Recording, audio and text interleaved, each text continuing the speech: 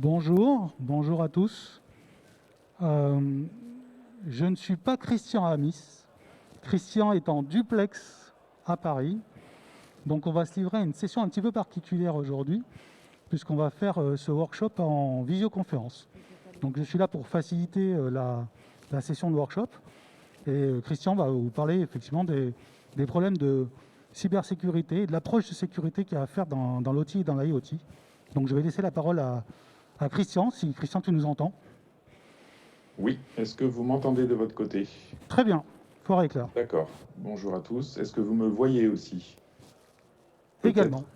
Bon, moi je ne vous vois pas, donc je ne sais pas du tout combien vous êtes, ni qui est présent dans la salle.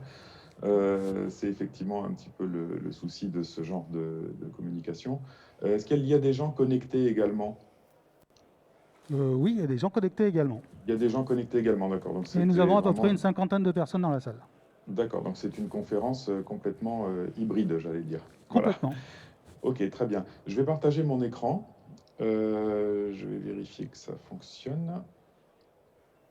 Voilà.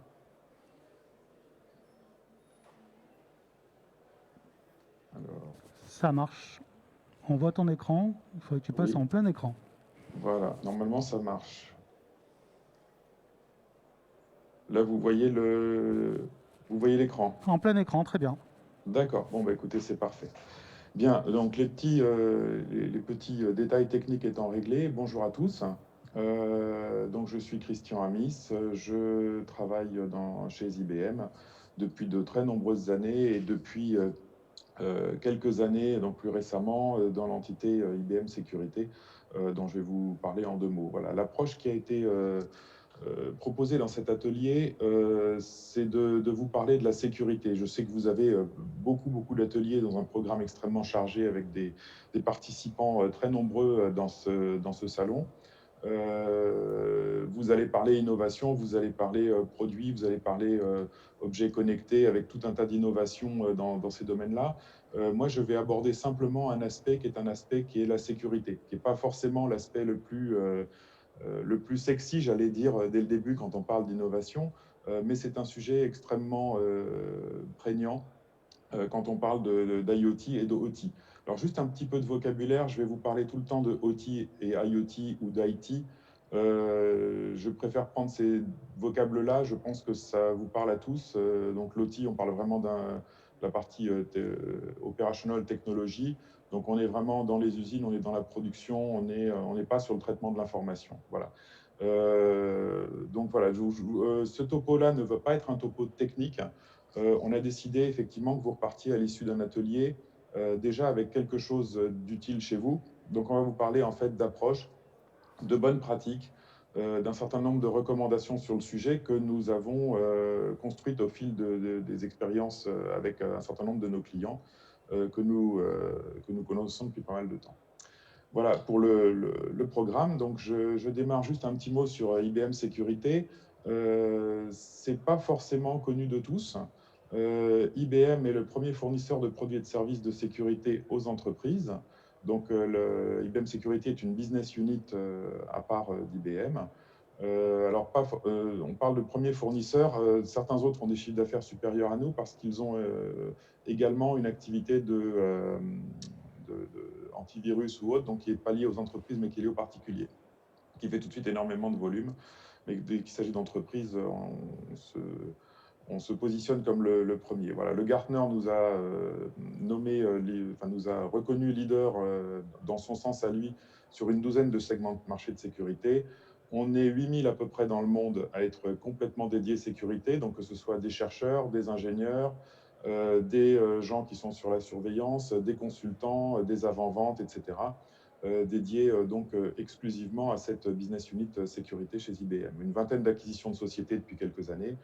Et également, c'est loin d'être négligeable quand on parle de sécurité, 70 milliards d'événements de sécurité qui sont analysés et gérés chaque jour par nos clients infogérés ou pour lesquels on opère les centres de sécurité, donc les SOC, pour leur compte. Voilà, donc c'est pour vous représenter ça. C'est pas souvent, on ne nous représente pas toujours comme un acteur sur ces sujets-là. Voilà, donc je vais vous parler d'abord des types de menaces. Rappeler un peu les menaces dans ce domaine des objets connectés. Je ne referai pas de la sécurité de l'IT, vous connaissez tous et ça ne vous intéresse pas forcément. Donc quelques éléments de contexte. On parle de cibles, les usines ou les objets connectés, donc OT, IoT, quand elles sont des cibles. Alors, histoire de planter le décor tout de suite, ça vous avez déjà vu, ça date un petit peu déjà. Guillaume Poupard, lors du Forum international pour la cybercriminalité qui est tous les ans en janvier à Lille, annonçait qu'il craignait des morts à cause des objets connectés. Donc je sais que cette année, il a encore, régulièrement, il revient sur ces sujets-là, donc vous savez de quoi on parle. Je vous donne 2-3 petits exemples un peu grand public, hein, vous en connaissez beaucoup. C'est juste pour vous passer un message ou deux sur chacun. Voilà. Donc, les objets connectés insérés dans une, rajoutés, j'allais dire, en termes de services supplémentaires aux clients, peuvent être considérablement vulnérables. Voilà. Donc, l'exemple de l'hôtel de luxe en Autriche, si un hacker s'en prend à son système d'information, j'allais dire, c'est pas trop grave. Il perdra un petit peu d'affaires d'enregistrement de chambre, etc., ou d'inscription. Ça peut être rattrapable. À partir du moment où ça verrouille les portes des chambres avec des clients à l'intérieur, le système devient de plus en plus critique. Donc, ce qui permet effectivement aux hackers de faire monter la pression, de faire monter les enchères au niveau des rançons, des demandes de rançon, etc. Voilà, donc deuxième chose, donc vous avez connu les WannaCry, les NotPetya, Petya, etc. Donc je ne reviendrai pas là-dessus. La conséquence en fait et la cible, effectivement, c'est bien d'arrêter de la production chez un certain nombre de clients. Donc tantôt pour une rançon, tantôt simplement pour faire du sabotage. Voilà, donc alors vous me dites ça date un petit peu de quelques années. J'ai voulu regarder plus récemment comment était l'évolution et j'ai retrouvé effectivement ce rapport de Kaspersky de fin d'année 2019, donc il y a quelques mois, qui représente effectivement une multiplication par 9 du nombre d'attaques entre 2019 et la même période de 2018 sur des objets connectés. Voilà, c'est pour vous donner un peu l'ordre d'idée. Dernier exemple que je citerai sur le ciblage, vous avez entendu parler de malware Triton. Alors, bien fort heureusement, tout ne va pas jusqu'au bout. Les malwares ne vont pas forcément avoir les effets escomptés parce qu'ils sont arrêtés à temps et identifiés à temps, ce qui était le cas ici. Donc, ce qui était visé, c'était un système de contrôle industriel, donc de Schneider en particulier. Pourquoi je vous cite celui-là? Parce que, élément également, les composants industriels et les objets connectés peuvent également être des armes et non pas des cibles.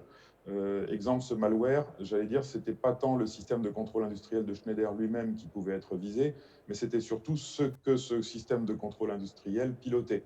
Donc, entre autres, des unités de production d'énergie.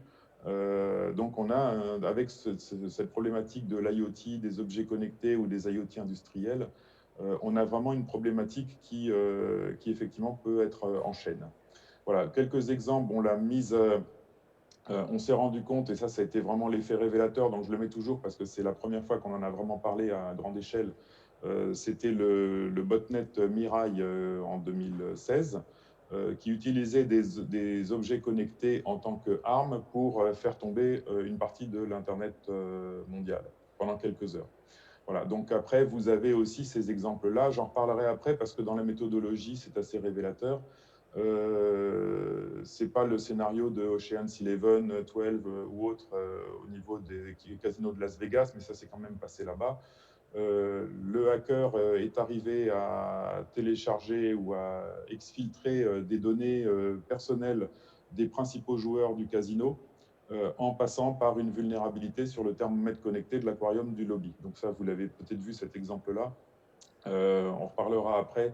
C'est juste des illustrations qui me permettront d'étayer mon propos plus tard sur les méthodologies. Voilà, donc plus récemment, quand je vous dis que ça peut être une arme, que ces objets connectés sont des armes, également, bon, très récemment, ça date de cet été, donc du mois dernier, une montre connectée pour seniors qui pouvait mener à une surdose médicamenteuse. Effectivement, on s'est rendu compte que les hackers pouvaient prendre la main sur cette montre, changer les données et les paramètres, et donc, dans ce cas-là, de demander aux patients de prendre une dose supplémentaire de médicaments alors qu'ils n'en avaient pas besoin. Voilà, donc c'était pour illustrer l'état des lieux sur quelques éléments de contexte pris un peu dans tous les environnements. Voilà, alors de quoi parle-t-on quand on parle d'OT et d'IoT? Parce que comme vous avez vu, mes exemples, on est sur des équipements industriels lourds dans un cas, on est sur des montres connectées de l'autre, on est sur un aquarium. De quoi parle-t-on? On a l'habitude, et je pense que Christian, ce... Christian, Oui, je te coupe juste une seconde. Tout à l'heure, bien tu as sûr. parlé d'OT et d'IoT, et avant que tu précises, bon, effectivement, dans la salle, on a une population plutôt IT, Oui. mais est-ce que tu peux préciser la différence quand même entre OT et IoT? Alors, je vais y revenir. Alors, l'IT, bon, je vais prendre simplement, et je te remercie de poser la question, je vais prendre simplement les mots, les terminologies. Dans l'IT, on va retrouver tout ce qui est lié à de l'information. Donc, on va retrouver tous les, j'allais dire, principalement les systèmes de gestion dans les entreprises.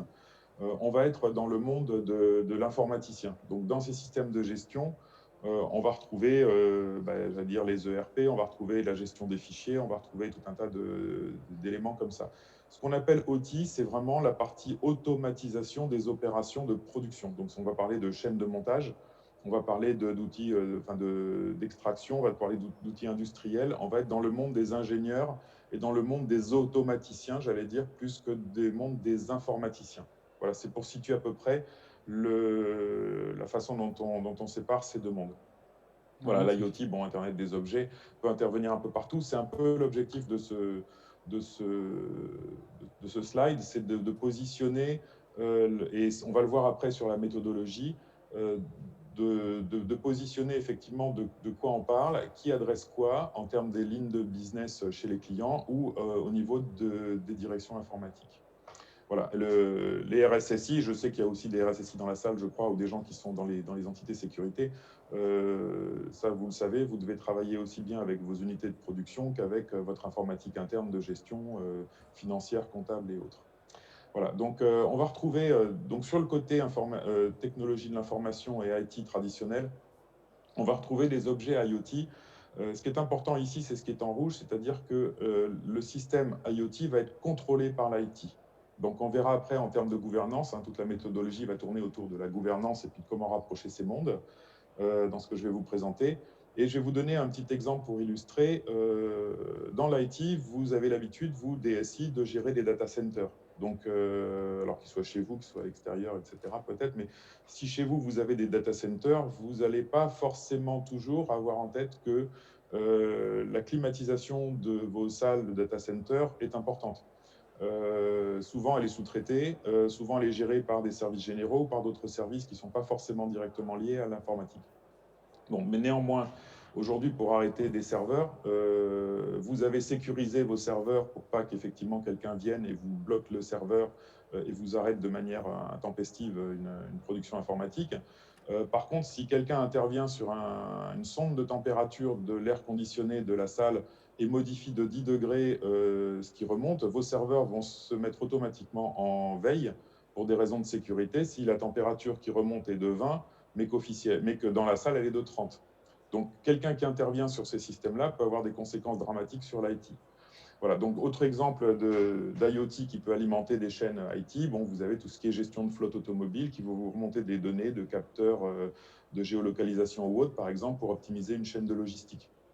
Donc tout ça, c'est vraiment l'IT et non pas la ligne de business client qui est au contrôle de ce type d'objet. En face, vous avez dans la partie IoT, les industrial IoT, ce que j'appellerais le IIoT.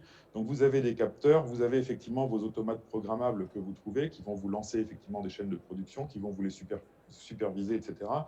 Là-dessus, c'est vraiment les chaînes métiers, les chaînes de production et les ingénieurs, j'allais dire, de production qui vont piloter ces systèmes-là. Ils sont à leur service. Voilà. Vous avez entre les deux d'autres types de systèmes, par exemple pour tout ce qui est optimisation de processus, optimisation de maintenance, maintenance prédictive. Je sais que je crois que vers 16 heures, il me semble, vous avez un atelier autour de la maintenance, comment optimiser la maintenance avec intelligence artificielle, etc. Vous allez voir le côté métier. Bon, ces objets connectés vont être à cheval entre l'IT et l'OT et pilotés soit par l'un, soit par l'autre, mais ils vont Quand on va parler effectivement de maintenance ou de prévision de maintenance d'ascenseurs, on va avoir des capteurs, donc ça va effectivement s'appuyer sur des systèmes de production, des systèmes industriels. Voilà. Et vous avez tout en bas de ce slide tout ce qui est objet consumer IoT, donc qui est lié vraiment à la personne physique et au consommateur.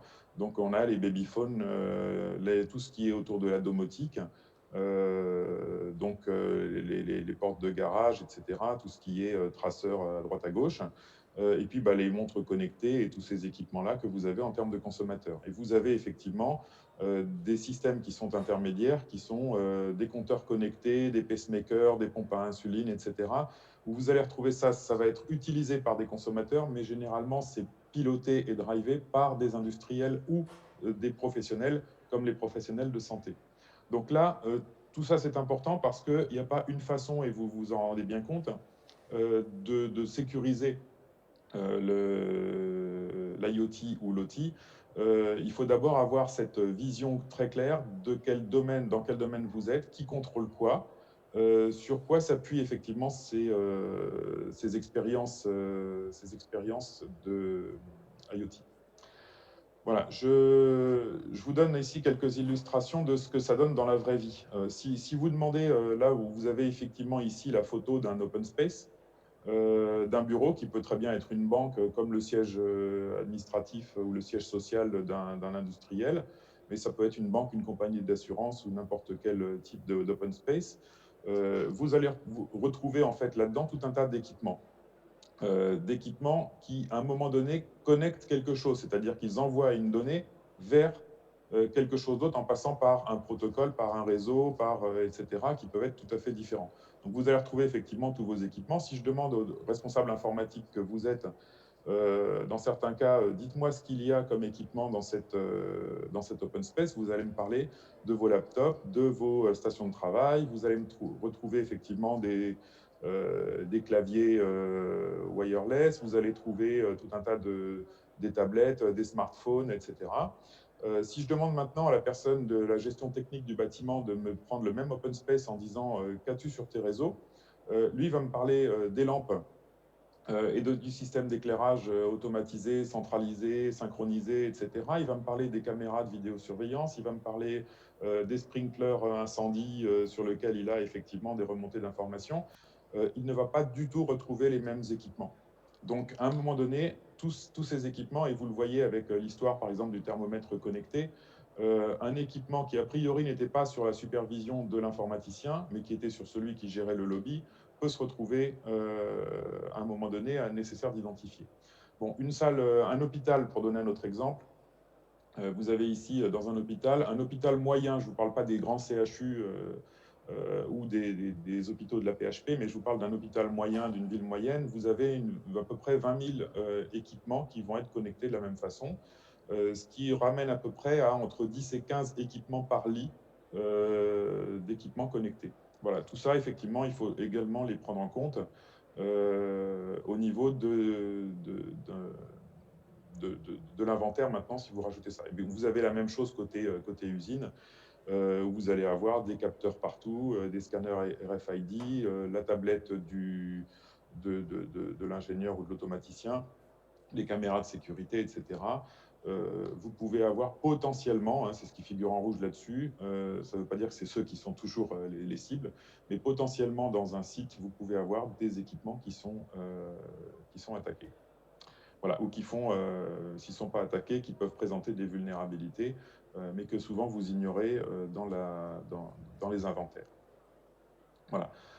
Donc, pour compléter ta question de tout à l'heure, IT-OT, je vais reprendre ici un petit peu la problématique qu'on retrouve régulièrement.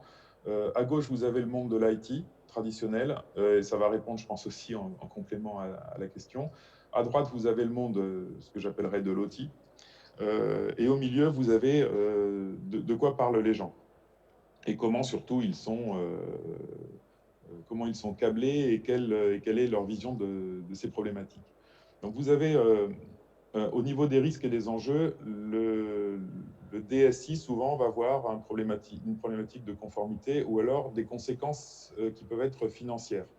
Exemple, un système se plante, un batch se plante, il faut recommencer une compta, vous allez repartir de log, vous allez perdre du temps, vous ferez venir les gens le week-end, et puis on redémarre effectivement une activité. Ou s'il y a un plantage sur le système de réservation d'hôtel, vous allez perdre un certain nombre je dirais, de chiffres d'affaires, donc ça va se traduire par des éléments financiers.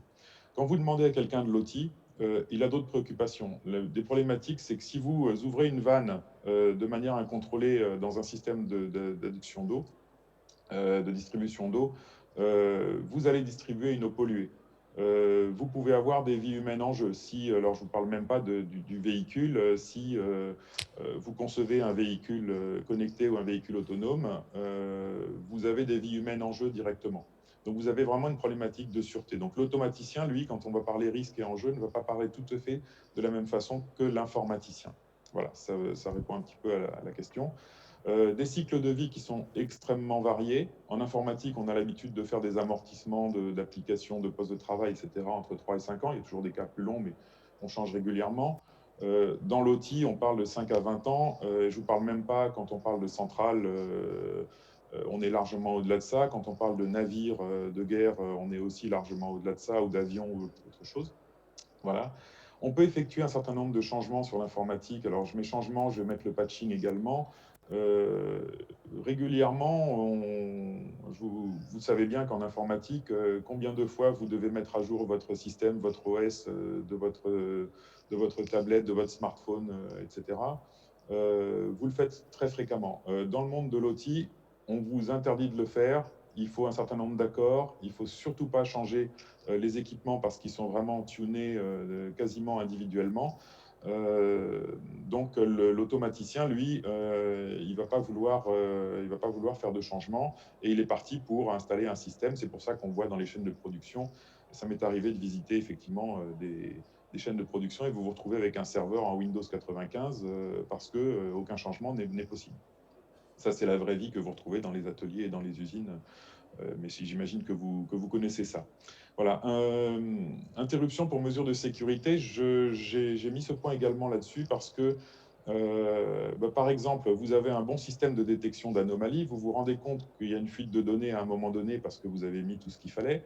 L'informaticien, lui, son premier réflexe va être de dire, bon, hop, je coupe une patte de mon réseau, j'arrête l'hémorragie, j'arrête cette fuite de données, et puis après, je l'analyse, je vérifie, etc.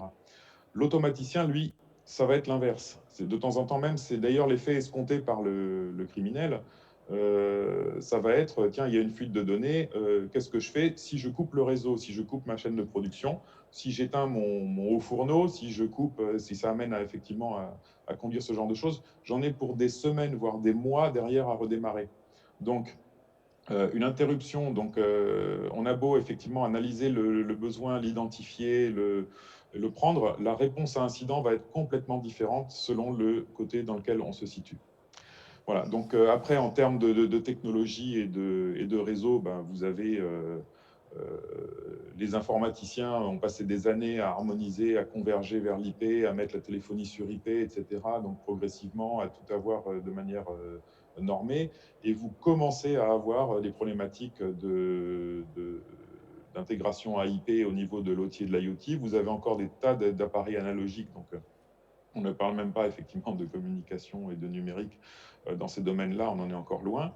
Et puis vous avez après tout ce qui est réseau spécifique avec des protocoles effectivement très spécifiques. On parle de 0G là, quand on parle de LoRa ou quand on parle de Sigfox, etc., dans les domaines de la partie IoT. Voilà, donc les compétences également et la maturité. Vous verrez que dans la méthodologie que je vous apporte, il y a une méthodologie par maturité. Alors, pour des informaticiens, ça vous paraît peut-être curieux parce que vous avez déjà un niveau de maturité très élevé à fort. Par contre, vous verrez que dans l'intégration des projets OT IoT, repartir sur un certain nombre de basiques peut être tout à fait pertinent pour la prise en compte des problématiques de sécurité. Voilà. Et enfin, bon, les cas d'usage, ils sont très génériques sur la partie IT, c'est-à-dire que vous soyez dans une banque, d'une compagnie d'assurance à l'autre ou dans une usine, vous allez trouver les mêmes types de problématiques d'attaque dans le domaine de l'IT. Dans l'OT, c'est lié au métier, c'est-à-dire que les hackers vont vous faire de l'hyper spécifique en passant par effectivement un automate programmable pour attaquer une centrale avec tel et tel sujet. Ça va être lié au métier puisque deux installations n'auront pas les mêmes configurations et on ne peut pas mutualiser ces cas d'attaque. Voilà, donc ça c'était la partie dialogue et je pense que ça répond déjà un petit peu à la problématique qu'on rencontre entre sécurité IT et sécurité OT, c'est-à-dire ces thèmes-là vus par les deux populations. Voilà. J'ai une petite question, Christian, hein, Oui.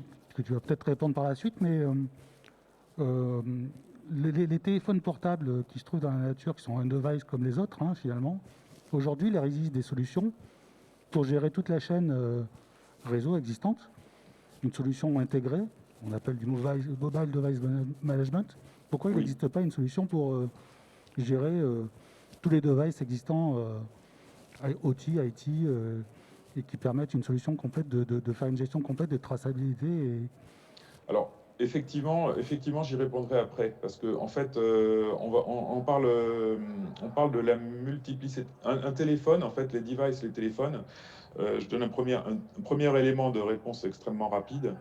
Et puis après, on reviendra effectivement sur cette problématique dans le domaine des objets connectés ou de la sécurité OT. Un élément simple déjà de réponse, quand on parle de téléphone, aujourd'hui, allez, on a 99 du parc, on a ou de l'Android ou de l'iOS. Donc on va se retrouver effectivement avec des choses, alors après plusieurs marques, plusieurs fabricants, plusieurs constructeurs, enfin pas pour l'iOS, mais pour en tout cas la partie Android. Donc on va pouvoir effectivement mettre en place un certain nombre de choses. On est dans le domaine de ce que j'appellerais moi la sécurité IT, c'est-à-dire c'est du générique et du partageable. Quand on va se retrouver sur de l'OT, on a des milliers, voire des millions de devices de nature différente, des petits, des gros, des intégrés, etc. Et on n'a pas on n'a pas du tout la même normalisation, les mêmes protocoles. Et donc, on verra après effectivement comment on traite ce point-là, mais on ne peut pas le traiter de la même façon. Voilà. En plus, j'allais dire côté OT, on va voir cohabiter sur une chaîne des équipements qui ont 4, 5, 6 générations, puisque vous avez encore des équipements qui ont été installés il y a 20 ans qui vont fonctionner. Donc on ne va pas pouvoir non plus normaliser et mettre les mêmes dispositifs. Donc on va voir après comment on répond à cette question-là dans la partie méthodologie. Voilà, j'espère avoir commencé à répondre à ce sujet-là. très bien, merci. On va y revenir après. Voilà. Donc voilà, alors le RSSI, je pense que parmi vous, il y a peut-être aussi des gens qui sont dans la sécurité. Donc bien évidemment, les challenges des RSSI, ils vont varier hein, en fonction de si vous êtes dans le domaine de la santé, si vous êtes dans le domaine d'infrastructures vitales, ou si vous êtes sur une collectivité territoriale. C'est évident que ces sujets-là vont varier. Néanmoins, quand on est sur le domaine de l'industrie, l'OT, l'IoT, quand on interroge, donc ça c'est effectivement nos RSSI clients et on a fait un certain nombre d'études au niveau d'IBM. Et pour reprendre, j'allais dire, le top 5 des problématiques rencontrées, aujourd'hui, on a la fameuse prise en compte de tous les environnements, c'est-à-dire IT, OT et IoT. Donc le RSSI avait, j'allais dire, sa position de facilité qui était de mettre une couche supplémentaire de sécurité autour de l'IT, mais maintenant se tournant vers les lignes de métier qui développent pléthore d'innovations à partir d'IoT et améliorer leur métier, ils sont obligés de prendre en compte toute cette nouvelle surface d'attaque. Voilà, faire converger également, c'est-à-dire que sa problématique au RSSI, et ça je l'ai vécu dans plusieurs réunions chez des clients où il y avait de présents en même temps des gens de la sécurité, des gens de ligne de métier et des gens de l'informatique. Faire converger les approches, c'est quelque chose qui est vraiment une de leurs préoccupations parce que souvent les gens ne se parlent pas de la même façon. Voilà. Respecter la conformité est très important et sur tous les stades. Hein, vous verrez après, enfin je reviendrai après, mais par exemple une conformité GDPR sur la gestion des données à caractère personnel, on a tendance à croire que c'est quelque chose qui est surtout sur l'IT, mais c'est aussi vital et crucial sur la partie IoT. Voilà. Ensuite, améliorer l'efficacité de détection et de réponse pour des incidents de sécurité. Comme vous l'avez vu dans les quelques exemples que j'ai donnés avant, là, vous avez eu effectivement des sujets qui sont compliqués. Détection et réponse pour des incidents. Les incidents, souvent, quand c'est un incident OT ou IoT, il ne va pas forcément toujours venir par l'OT. Il va arriver par de l'IT. On va souvent trouver une pièce jointe ouverte malencontreusement par une stagiaire de la compta qui effectivement va progressivement et en peut-être 1 an, 2 ans, 3 ans se propager dans les réseaux, remonter de l'information, l'objectif étant derrière d'arrêter une chaîne de production ou d'arrêter une centrale. Voilà, donc ça, c'est sa problématique au RSSI, ça va être de détecter tous ces signaux faibles qui sont partout et pour pouvoir vérifier effectivement que cette détection d'incidents soit efficace. Bon, également, le RSSI, bon, son principal challenge, ça on le retrouve dans tous les domaines. Quand on parle de sécurité, ça j'avais dit un peu en introduction, l'objectif est de faciliter et de protéger la transformation digitale. Comme je vous le disais, parler de sécurité, ce n'est pas très sexy au départ. Par contre, l'objectif du RSSI, c'est de restaurer la confiance et de faire en sorte que les projets que vous avez vis-à-vis de vos clients respectent effectivement cette confiance sécuritaire. C'est aussi le rôle du RSSI. Voilà. Donc, bon, j'en ai terminé. Je vérifie juste, Laurent, le timing. Il nous reste 5 minutes avant les questions. D'accord. Alors, j'accélère un petit peu sur le comment, que faut-il sécuriser, comment. Alors, la méthodologie pour sécuriser. Donc, on va d'abord identifier les risques. Les risques, pour nous, ils sont de 3 natures. Ils sont humains, légaux ou techniques. Alors, je vais aller vite sur cette partie-là parce que vous les connaissez. Humain, c'est juste pour dire que faites attention à des risques qui peuvent être internes ou externes. Ils peuvent être volontaires ou involontaires. Un mauvais paramétrage est un risque qu'il faut prendre en compte. Les risques légaux, vous les avez aussi. Vous avez le GDPR, tout ce qui est autour de l'archivage, etc. Vous avez plein de normes dans les domaines dans lesquels vous êtes. Et les risques techniques, vous avez toute une liste de choses. Et souvent, une attaque, c'est une combinaison de plusieurs risques techniques. Voilà. Ensuite, si je reprends un projet IoT, si je vous demande à brûle-pourpoint à chacun d'entre vous, et j'avais déjà fait un peu l'opération avec des collègues, comment tu sécurises la partie IoT et le projet IoT? Il n'y a pas de problème. La réponse, dans un cas, va être je vais chiffrer effectivement le réseau, utiliser un outil de chiffrement, etc.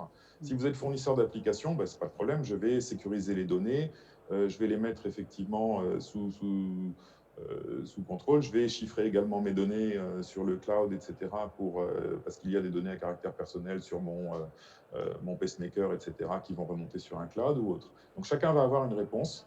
La réponse, c'est qu'il faut effectivement sécuriser tout de bout en bout en fonction et chacun va avoir effectivement des éléments à sécuriser. Alors, je passe relativement rapidement sur celui-là. De toute façon, j'imagine que vous aurez une copie de la présentation où il y aura un replay, où vous pourrez peut-être avoir... Il y a un replay disponible, Christian. Voilà, vous pourrez avoir le contenu. Donc, voilà, donc vous allez... donc, je parle ici de type de sécurité. On va parler de sécurité dans les composants et dans les processeurs.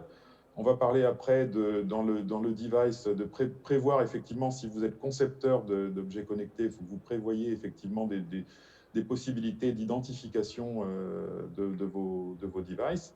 Après, bon, au niveau du réseau, on va retrouver ce que je vous ai dit tout à l'heure, c'est-à-dire effectivement le chiffrement, la sécurité des passerelles ou autre, et tout ce qui est effectivement au niveau applicatif qu'on trouve du traditionnel. Alors pour ça, pour vous aider, je vous renvoie, c'est volontairement illisible, mais c'était juste pour vous dire que ça existe et que vous pouvez aller dessus. L'ENISA, qui est l'agence européenne pour la cybersécurité, qui est en fait un peu la NSSI européen, j'allais dire, hein, l'agence, c'est un peu cet équivalent-là, a un certain nombre de textes qui vous donnent tous les détails de chacun des domaines avec les recommandations que vous devez mettre en œuvre. Voilà. Donc je vous invite, c'était juste pour aller sur le site, vous voyez les têtes de chapitre, ça suffit largement. Je te confirme, on ne peut pas le lire. Hein. Non, non, c'est fait exprès. Hein. C'est fait exprès parce qu'en plus, ça bouge dans le temps.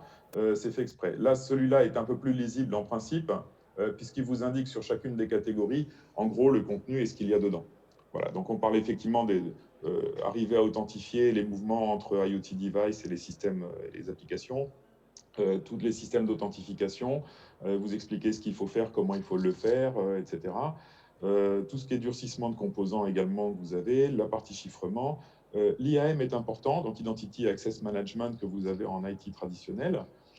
Pourquoi? Parce que, j'allais dire, vous avez une application, ce n'est pas un humain qui va se connecter, c'est un device. Et ce device, il faut savoir que seuls, par exemple, des équipements Schneider peuvent aller se connecter à un autre équipement Schneider, mais si on a un équipement qui n'est pas Schneider, il n'a rien à faire là. Donc il faut pouvoir y faire cette identification. Il faut pouvoir gérer le cycle de vie également des devices, donc il faut l'avoir prévu. Et les outils IAM traditionnels de l'IT ne sont pas toujours prévus pour pouvoir gérer ce genre de device. Donc on va se retrouver avec des problématiques spécifiques. Voilà, c'est juste pour vous donner quelques illustrations. Mais je vous invite à aller sur le site de l'ENISA si vous voulez rentrer vraiment dans le détail de la partie sécurité. Voilà, alors une approche méthodologique en quelques minutes et en 5 étapes. Quand je vous disais c'est important de pouvoir dialoguer et si vous êtes en majorité de l'IT dans la salle, je vais peut-être enfoncer des portes ouvertes chez vous. Néanmoins, vous verrez que les objectifs attendus en termes de méthodologie sont importants et on peut les avoir grâce à ces étapes-là. Première étape, connaître vos assets. Vous vous rappelez les photos du début avec votre open space, avec tout un tas de dispositifs. L'objectif de cette étape-là, ce qui paraît évidente, c'est savoir ce que vous avez sur votre réseau, parce que vous n'êtes pas tous d'accord entre vous quand on vous pose la question. C'est de briser la glace qu'il peut y avoir entre les gens de l'OT et l'interne, et l'informatique interne. Donc on fait des inventaires, on les fait vivre, etc. Donc ça, c'est vraiment ce que nous conseillons en premier et ce que conseillent aussi la plupart des fournisseurs de solutions dans ces domaines-là. Pour le faire, bon, ça, vous le faites effectivement au niveau d'un atelier, au niveau d'une usine, au niveau même d'un open space. Et je ne parle pas forcément ici que du domaine industriel volontairement. Voilà. Donc pour cela, nous, l'objectif effectivement est souvent d'alimenter déjà ne serait-ce qu'en device un SIEM. Bon, là, on a cité QRadar. Souvent dans l'OT et dans l'IoT, on va rajouter des outils qui sont spécifiques à ces métiers-là. Donc là, je cite Cisco Centrio, je cite Nozomi, je peux citer aussi CyberX, Claroti, enfin, etc. Tous des noms que, si vous êtes dans l'industrie, vous devez connaître, qui vont pouvoir effectivement vous aider à faire ça. Je cite également Xforce IoT, j'ai un petit zoom là-dessus, c'est effectivement une offre que IBM a montée avec un partenaire mondial dans le domaine spécifique de l'IoT qui s'appelle Armis. Voilà, donc première étape, c'est connaître vos assets, donc c'est vraiment du recensement. Et l'idée, c'est que vous commencez à parler avec les lignes métiers, vous qui êtes de l'IT, pour arriver à prendre la totalité. Deuxième sujet, j'en ai parlé au début, connaître vos risques. Donc là, vous devez commencer à avoir le même vocabulaire. Sécurité d'un côté, sûreté de l'autre. Il faut que vous commenciez effectivement à dialoguer en disant mais finalement, quel est vraiment le risque, quelle est la nature de risque. Et vous commencez à avoir cette approche de... Alors, on a des méthodologies, effectivement, avec des approches, des ateliers joints, communs, etc., pour connaître les différentes vulnérabilités et les risques sur ces sujets-là. Voilà. Donc là-dessus, au niveau granularité, vous pouvez aller par type de silo technologique, par type de ligne de business, etc. Voilà. Troisième étape, c'est que vous commencez à mettre en place un certain nombre de pratiques rationnelles. Alors, tout ça, si vous êtes de l'IT, vous vous dites, je l'ai déjà fait. Et je l'ai déjà fait et vous avez raison. Et heureusement. Par contre, vos collègues en face que vous allez introduire dans vos réflexions, puisque vous avez cette maturité, eux ne l'ont pas du tout. Donc, eux, ils vont commencer effectivement à enrichir le sujet. Donc, il faut reprendre effectivement ce que vous connaissez à la base. Donc là, vous avez effectivement des pratiques que vous commencez à partager entre IT et OT au niveau stratégique. L'idée, c'est que vous commencez effectivement, dès le début, j'ai mis IT Security Involved in OT DevOps. Pourquoi ça? C'est parce que c'est là où vous allez commencer à prendre l'habitude. C'est-à-dire que vous êtes dans l'OT, vous voulez intégrer un nouvel objet connecté dans une chaîne. Déjà, vous prenez le réflexe d'appeler quelqu'un de l'IT. Ça paraît très simple ce que je dis, mais si vous arrivez à mettre en place ça, vous commencez à faire du secure by design, et là, vous avez pratiquement gagné. Est-ce que vous me voyez, oui, vous voyez toujours et vous entendez, Oui, puisque je viens oui. d'avoir un message comme quoi ma connexion était instable. Ouais, non, toujours, ça marche toujours, C'est Christian. toujours On bon, t'entend d'accord, très bien. ok. Voilà, donc ensuite, étape 4, où là vous commencez vraiment à être vraiment mature, c'est que là vous commencez à alimenter avec des données internes, externes, de tout ce que remontent effectivement vos équipements. Vous commencez à intégrer cet ensemble-là dans vos outils, dans vos SOC, pour effectivement prendre en compte toutes ces données-là. Voilà. Donc vos SOC fonctionnent depuis très longtemps dans le domaine de l'IT maintenant. Ils vous remontent tout un tas d'incidents. progressivement, vous allez pouvoir intégrer effectivement des incidents qui sont liés à la partie industrielle. Voilà, donc ça, c'est l'étape suivante. Et la dernière étape, effectivement, c'est une étape automatisée si vous avez déjà passé les étapes d'avant. Voilà, ça paraît simple comme sujet, mais repartons de la maturité. L'objectif étant d'arriver à effectivement un principe de gouvernance piloté par le business avec le réflexe d'intégrer l'IT à tous les moments des développements des produits et de la mise en œuvre. Voilà. Quel type d'outil? Je vous ai dit que je faisais un petit zoom et puis je crois que ça va être à peu près bon au niveau timing pour laisser la place à quelques Ah, nous avons une coupure. questions. Donc j'ai un petit peu accéléré un exemple d'outil qui est l'outil IBM Xforce IoT. Je vais faire un petit zoom là-dessus. Voilà, ce que dit Netscout, c'est que quand vous branchez un outil, un objet connecté quelque part, au bout de 5 minutes, il est déjà potentiellement attaquable et il est souvent ciblé à partir de 24 heures. Donc ça, c'est pas nous qui le disons, hein, c'est un de nos confrères, Netscout, sur le domaine de la sécurité. J'ai repris ça parce qu'effectivement, ça vous explique la problématique du sujet. Alors, les approches traditionnelles de sécurité inadaptées, là, je vais répondre à ta question de tout à l'heure sur le côté des agents. Les approches traditionnelles de sécurité, on dit, tiens, on va sécuriser le réseau. Souvent, on fait de la protection périmétrique, on fait du contrôle d'accès, on sait quel est le device qui va rentrer, pas rentrer, on l'autorise, on l'interdit, etc. Mais une fois que l'outil est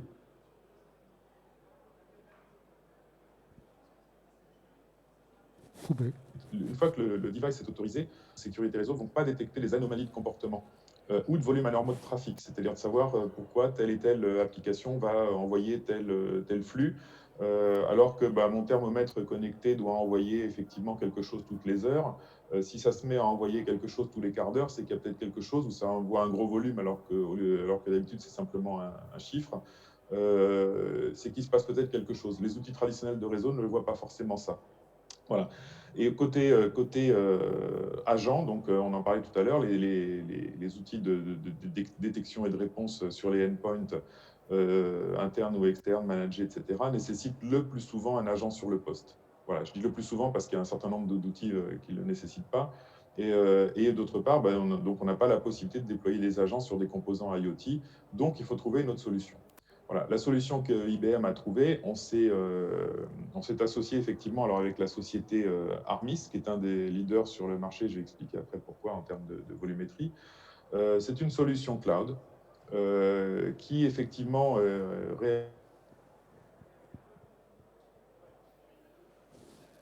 c'est un service en fait, c'est un service cloud qui est les devices, d'analyser effectivement des attaques et des comportements suspects. Et également d'aller jusqu'à apporter, faire une action ou envoyer effectivement des éléments dans des outils de type SOC ou de type remédiation. Le tout effectivement sans arrêter votre business, puisque vous aviez vu qu'une des problématiques qu'on a là-dessus, c'est qu'il n'est pas question de s'arrêter, de patcher, de mettre en place quelque chose. Souvent, le business, c'est du 24/7 dans l'activité industrielle. Voilà, donc cet outil-là, on a pris, alors voilà comment ça fonctionne juste en 3 slides. J'accélère, hein, donc je vous fais le sujet. Sur la gauche, vous êtes chez vous. Le système permet de mettre en œuvre un certain nombre de collecteurs au niveau de vos réseaux et non pas au niveau des devices. Derrière, le service en fait analyse, découvre en fonction des traces laissées sur le réseau. Le système va vous permettre de déterminer si tiens, telle trace réseau, ça concerne une pompe à insuline, ça concerne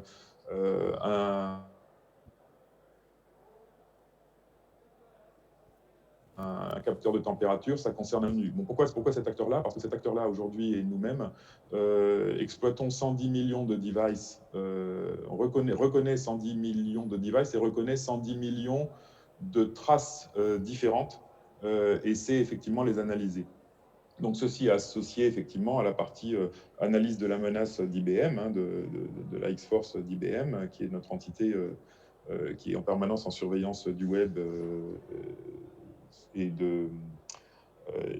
qui alimente en fait en information l'ensemble de tous nos systèmes de sécurité, y compris ceux chez nos clients. Donc, on va remonter effectivement un certain nombre d'alertes et de propositions d'action par rapport à ce que nous voyons sur le reste des clients. Voilà, donc ça c'était pour vous présenter effectivement le type de solution, parce qu'il fallait vous illustrer également, sans être dans le technique à fond, c'est le type d'offre. Alors c'est celle d'IBM qui peut être effectivement redétaillée. Tout le monde n'a pas un SOC chez IBM, bien évidemment, donc le système permet également de renvoyer des éléments sur votre SOC. Vraiment des choix d'opérateurs de SOC, vous pouvez les garder en interne, etc. On essaie de respecter au maximum effectivement vos contraintes que vous aurez déterminées avant dans la gestion des risques, bien évidemment. Voilà, donc en conclusion, avant des questions, hein, si vous en avez, juste pour rappeler l'entité IBM Sécurité que je vous présentais en amont, 3 types d'activités: une activité stratégie et risque, une activité gestion de la menace et une activité confiance digitale, qui regroupe effectivement tout un tas d'offres logicielles que vous pouvez installer ou que nos partenaires peuvent installer. On a un réseau de partenaires très important également dans le domaine de la sécurité qui utilisent nos outils. Et également des services, donc stratégie et risque, tel que je vous l'avais dit, c'est vraiment la partie qui conduit cette approche, l'approche que je viens de vous présenter. Et puis derrière, un certain nombre d'outils qui sont à votre disposition. Voilà, je pense qu'on est au niveau du timing, on est à peu près dans les temps. Maintenant, est-ce que, bon, vous avez mes coordonnées, vous avez un certain nombre de le lien ici, je pense que vous pourrez avoir été clair et avoir brossé justement cette problématique. Vous allez dans le salon rêver sur des tas d'innovations, vous allez améliorer votre business, améliorer votre efficacité, etc. Mais faites-le en toute confiance et en toute sécurité. Et j'essayais de vous démontrer que ça pouvait être relativement simple et méthodologique pour arriver à quelque chose d'efficace. Voilà, je vous remercie de votre attention. À votre disposition pour les questions. Oui, je vais prendre des questions. Moi, j'en ai une quand même en tout début, avant de prendre d'autres questions. Oui. Pourquoi une offre 100% cloud et pas une offre in-premise quand on voit qu'il y a effectivement, pour sécuriser les réseaux industriels, peut-être qu'il vaut mieux que le réseau soit fermé? Alors, oui, alors comme je disais, il faut reprendre. Alors pourquoi cette offre-là? On a choisi de travailler avec pas mal d'acteurs, hein, les acteurs que j'avais cités, par exemple, dans le domaine industriel, qui sont Nozomi, Claroty, Cisco maintenant, avec le rachat de Centrio, et d'autres types d'acteurs industriels. Ces acteurs-là vont pouvoir avoir des solutions on-premise. Et nous, on travaille avec eux et on a facilité d'ailleurs, vous avez des applications, je ne l'ai pas dit tout à l'heure, mais nous mettons à disposition des applications et des parseurs qui permettent effectivement de remonter toute cette information nativement, par exemple dans un outil comme Curadar. Là, vous êtes dans un monde où, j'allais dire, vous connaissez votre environnement, vous allez découvrir tout ce qu'il y a sur votre usine ou sur votre plateforme, et vous remontez effectivement des informations dans votre SOC qui est interne. Là, vous êtes à la limite 100% interne. Dans le monde des objets connectés, à proprement parler, donc là, on quitte les objets connectés industriels, mais on revient dans quelque chose où vous avez des millions et des millions d'objets connectés. Si vous faites tout en interne, aujourd'hui, vous allez avoir un petit peu de difficulté à mettre à jour cette base de connaissances. Donc, nous, on utilise le cloud pour ça, c'est le choix qu'on a fait. Donc, toutes les solutions sont faisables. On a fait le choix du cloud parce qu'à un moment donné, s'il faut aller vite et si vous branchez effectivement un nouveau type d'appareil ou de thermomètre connecté ou de sonde ou je ne sais quoi, plutôt que de le paramétrer avec vos différentes sondes qui ne le connaissent pas forcément encore, nous, on a 110 millions de devices qui sont là. Donc, il y a de fortes chances qu'on tombe dessus quand même. Donc, tout ça, c'est une question d'analyse de risque à l'origine. Le RSSI, s'il y a des RSSI dans la salle, vous ne me contredirez pas, je pense. Vous êtes en permanence en train d'arbitrer entre un risque qui est entre quelque chose qui est d'être le plus efficace possible, le plus vite possible au niveau de la sécurité. Donc, c'est faire appel effectivement aux gens qui ont le plus de connaissances et gagner du temps parce que vous n'avez pas toujours les compétences disponibles, et elles sont très rares. Vous devez arbitrer ça avec les priorités business à un moment donné et avec la conformité. La conformité, si vous êtes opérateur d'intérêt vital, on va vous dire on veut que 100% soit sur site. Et dans une entreprise, vous pouvez avoir l'ensemble des sujets. Vous pouvez très bien dire, par exemple, telle ligne de production est hyper stratégique et elle est sous j'allais dire, sous le vocable d'opérateurs ou de systèmes d'information d'intérêt vital, dans ce cas-là, vous avez effectivement des solutions qui permettent de mettre l'ensemble chez vous. Voilà. Donc, c'est à vous de choisir, je dirais, par rapport à cet arbitrage et à quel endroit vous mettez le curseur. D'où il n'y a pas une approche, mais l'approche, elle vient par rapport à ce que j'ai dit, c'est ça vient déjà, ça commence par une analyse de risque et un partage d'informations entre IT et OT, avant de décider si vous mettez tout cloud ou pas. Okay. Merci Christian. Est-ce qu'il y a des questions? J'ai une question. Moi, je ne vous vois pas, donc je ne sais pas. Ouais. Oui, je ne sais pas si vous m'entendez. Ma question concerne le télétravail qui, sous nos climats, a été réalisé à domicile à des conditions qui sont parfois acrobatiques. Et c'est là que, même avec un PC prêté par l'entreprise, on peut très bien avoir des infections et une porte d'entrée indirecte venant, par exemple, d'un objet connecté que le PK moyen ne voit pas. Comment pouvez-vous faire, sachant que certains de ces objets ne sont pas forcément éligibles à une mise à jour? Oui, parce que alors, le design a été fait, n'a pas tenu compte de ça, etc., etc.